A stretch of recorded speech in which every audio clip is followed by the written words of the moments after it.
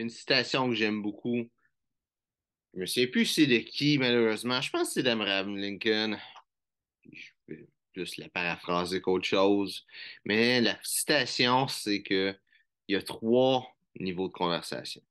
Donc, la citation, c'est les petites personnes parlent des gens, les personnes normales parlent des choses et les grandes personnes parlent des idées. Je trouve que c'est très intéressant comme concept. Parce que souvent, on va parler des personnes et des choses. On va parler, beaucoup de monde vont parler des vedettes, des sportifs ou, tu sais, même juste raconter des ragots de personnes qu'on connaît. Beaucoup de gens qui vont arriver puis avoir des conversations sur des choses, sur des événements de la vie, sur des choses qui se passent présentement, sur l'informatique, le nouveau iPhone qui vient de sortir, nouveaux jeux vidéo, ou même des fois de quoi de plus vieux, pas nécessairement de l'actualité. Tout le monde va parler de choses. Il n'y a pas grand monde qui va parler d'idées. Il n'y a pas grand monde qui va avoir une conversation sur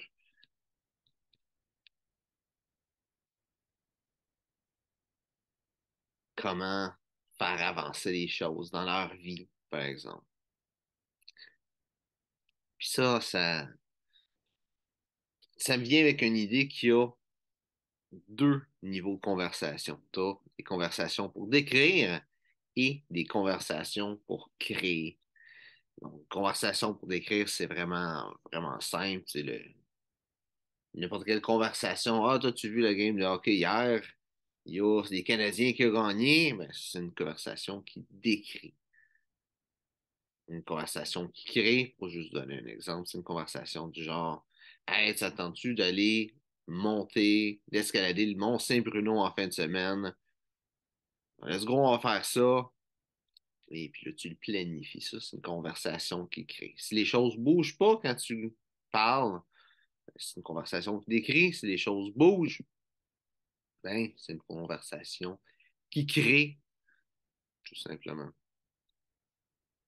Je pense que c'est important d'avoir une distinction là-dedans. Puis je veux amener avec le podcast, justement, un point où ce qu'on va arriver, puis avoir des conversations qui vont créer, sans nécessairement changer le monde, puis tout ça, mais tu sais, d'avoir des conversations qui peuvent créer quelque chose dans la vie des autres. Je veux pouvoir parler d'idées, puis pas juste parler de choses.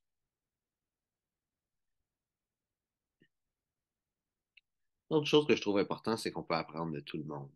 Tu sais, c'est sûr que quand on voit quelqu'un qui a beaucoup réussi dans la vie, tu sais, Elon Musk, par exemple, Jeff Bezos, c'est sûr qu'on a quelque chose à apprendre avec lui. Puis même si c'est pas dans le domaine financier, ça peut être dans le domaine sportif.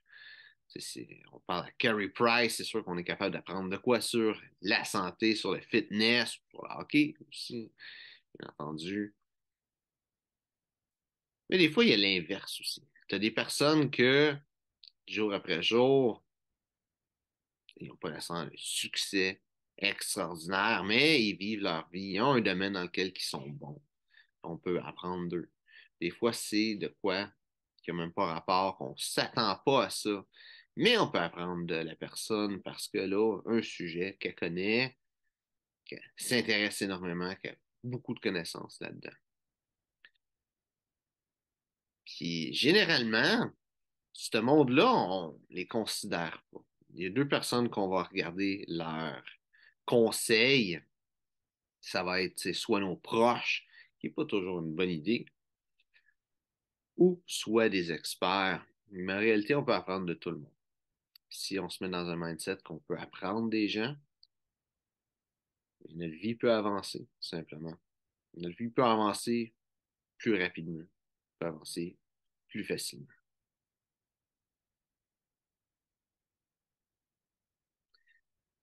Et des fois, apprendre des autres, ça peut juste être comment ils vont être avec nous, comment ils vont voir.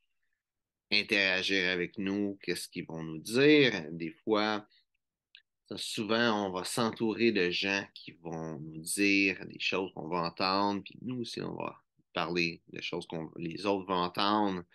C'est pas nécessairement une bonne chose. Je pense que faut se vous dire la vérité. Il faut se dire la vérité entre êtres humains. Si on fait juste parler de façon à ce que personne soit offensé, ben, on grandit pas avec ça. Il faut être prêt à brusquer les autres autour de nous. Puis je vois un gros mouvement présentement qu'il faut pas offenser le monde. Je sais qu'il y a des gens dans les écoles qui apprennent les micro-agressions puis ces choses-là. Puis c'est ridicule parce que ces micro-agressions-là, qui est dans le fond qu'une personne ne se sente pas à l'aise, c'est sûr que il y a de quoi une différence entre insulter quelqu'un pour l'insulter parce qu'on ne l'aime pas, faire de l'intimidation. Puis dire de quoi à quelqu'un qui est vrai dans le but qu'elle réalise cette chose-là, c'est une différence entre les deux. Mais je pense que les deux se font mettre dans le même bateau présentement, puis c'est pas une bonne chose. Intimider les autres, c'est sûr que c'est pas bon. Mais être honnête avec les autres, même si c'est une vérité qui est dure à entendre, je pense que c'est important.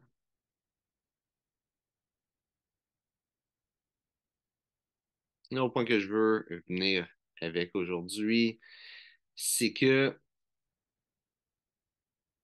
présentement, on est dans une économie de l'attention. Il y a beaucoup de choses, beaucoup de monde qui vont se mettre à focuser sur les likes, sur les views, sur les followers. Puis, il y a beaucoup de choses qui démontrent que c'est ça qui est le plus important présentement, l'attention. Je vais avoir un podcast qui va être vraiment dédié à ça avec Julien Klein et il est déjà enregistré, ça s'en vient. Mais je pense que c'est quelque chose à réaliser présentement, qu'on est dans un monde où est-ce que ça c'est important, même si on se dit c'est pas important, qu'est-ce que le monde voit de nous, que les likes, tout ça, même si on dit que c'est pas important. Puis un point, c'est vrai que ça n'a pas l'importance qu'on s'imagine. Mais tu sais, quand on est en affaires, quand on veut que notre brand augmente, c'est quelque chose qui est important, c'est une métrique qui est importante, mais c'est pas tant le like qui est important, mais l'attention, de capturer l'attention des gens, de faire en sorte que qu'est-ce qu'on dit, ça se fasse entendre. Tu sais, c'est pas pour rien que c'est les vedettes, juste pour donner cet exemple-là, les vedettes font plus d'argent s'ils ont plus de monde qui vont les suivre, sans nécessairement les suivre spécifiquement sur les médias sociaux. Tu sais, des fois, on va avoir une vedette qui va gagner tant d'argent, puis l'autre va gagner moins d'argent dans un même film. Puis au final, c'est juste en fonction de l'audience qu'ils ont, le monde qui sont intéressés à eux. Tu sais, il y a du monde qui va aller regarder un film juste parce qu'il y a tel acteur dedans. Puis les compagnies le savent. Ils veulent avoir des acteurs qui sont connus pour être capables d'avoir du monde qui va regarder leurs films, qui faire de l'argent. Puis des fois, ça peut être dur à concevoir, mais l'attention que le monde a sur nous, c'est signe des finances qu'on va avoir aussi. Présentement, on est dans un monde comme ça. C'est sûr, si tu as juste une job, tu n'auras pas ce principe-là qui va s'appliquer tant que ça à toi. Quoique des fois, ça peut, si tu as une job dans le monde de la vente, par exemple, ça peut avoir un impact. Mais quand tu es un entrepreneur, quand tu es dans la vente, justement, ça va avoir un impact sur toi. L'attention que les autres vont avoir sur toi va être transféré financièrement à un certain sens. Même si c'est pas direct, même si c'est indirect, il va avoir un lien avec ça.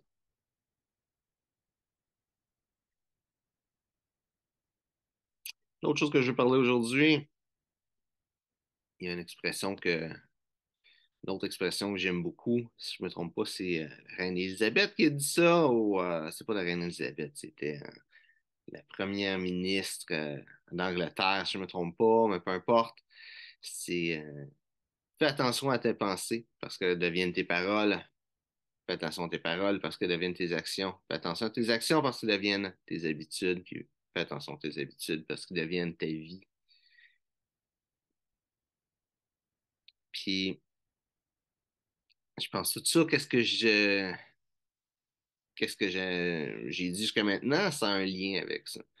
Les niveaux de conversation qu'on va avoir peut amener plus de gens à s'intéresser à ce qu'on dit. Et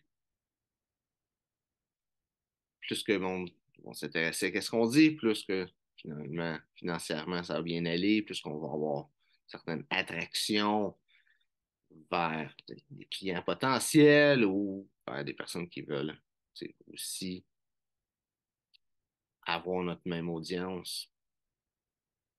Mais au final, tout commence avec les pensées. Tout commence avec les pensées qu'on a.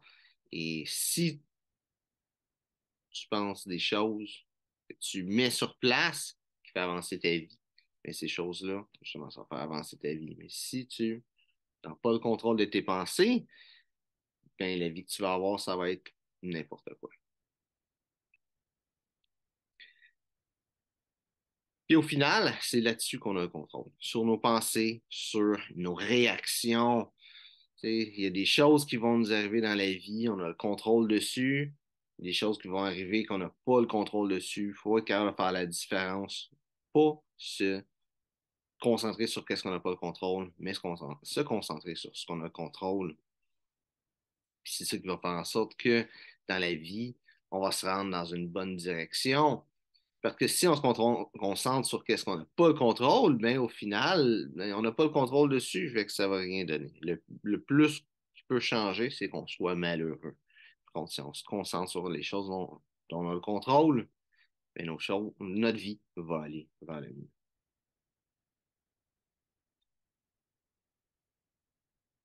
Au final, qu'est-ce qui est important, c'est de prendre responsabilité dans sa vie. D'être responsable de son propre bonheur, être responsable de ses propres réactions. Quand on prend responsabilité, c'est de nos pensées et de nos actions. C'est à partir de là qu'on est capable de changer les choses dans notre vie, tout simplement.